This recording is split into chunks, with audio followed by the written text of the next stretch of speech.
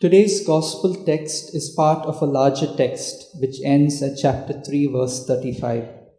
It is about the family of Jesus. In chapter 3, verse 20 to 21, our text for today, the family of Jesus is introduced in a negative manner. They think that Jesus has gone out of his mind and want to restrain him.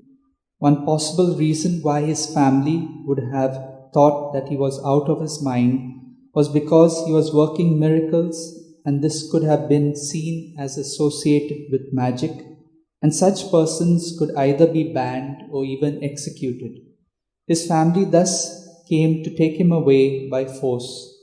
This episode is followed by the Beelzebul controversy, chapter 3, verses 22 to 30, in which Jesus is accused of casting out demons by the power of Beelzebul, by the scribes who come from Jerusalem.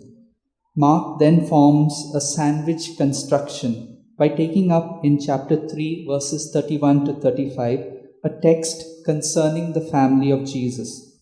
Here, however, Jesus makes clear that his true family are not those related to him by blood alone, but by the will of God.